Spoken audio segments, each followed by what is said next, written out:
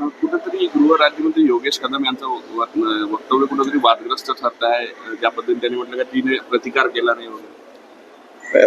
अशा प्रकरणात याबद्दल मला माहिती नाही, पण त्या नराधमाला अटक होणे आणि नराधमाला शिक्षा होणे, फाशीपर्यंत शिक्षा होणे, जे काही तरतूद आहे कायद्याच्या तरतुदीतनं आरोपी सुटू नये ही काळजी पोलीस घेत आहे.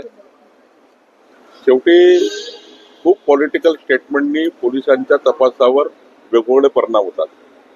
त्यामुळे अशा प्रकरणामध्ये पॉलिटिकल स्टेटमेंट करण्यापेक्षा पोलीस कारवाईला सपोर्ट केला पाहिजे, पोलिसांचे मनोबल वाढवलं पाहिजे आणि पोलिसांना त्या ठिकाणी अजून इन्सिस्ट केलं पाहिजे की अशा घटना होणार नाही.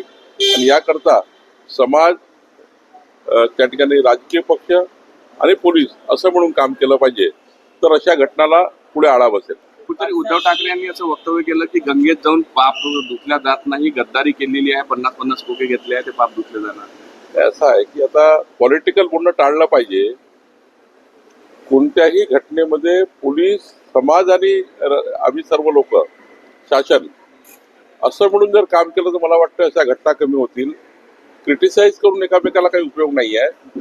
या घटनामध्ये आरोपी हा अंतिम शिक्षेपर्यंत गेला पाहिजे, याकरता आम्ही सर्वांनी काम केलं पाहिजे.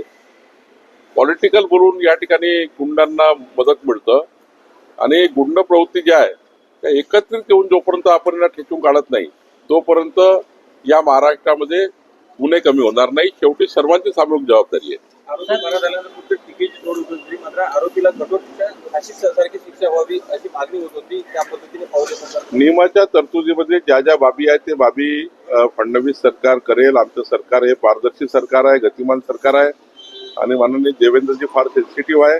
मला वाटतं यामध्ये जी काही नियमात शिक्षा आहे, जी काही तरतुदी आहेत, त्या सर्व तरतुदीचा त्या ठिकाणी नुसार आमचं सरकार त्या ठिकाणी काम करत आहे. आणि खरं तर पोलिसांच्या पाठीशी संपूर्ण समाज आणि शासन उभं झालं पाहिजे, तरच पोलिसांना अजून पाठबळ मिळेल. पुन्हा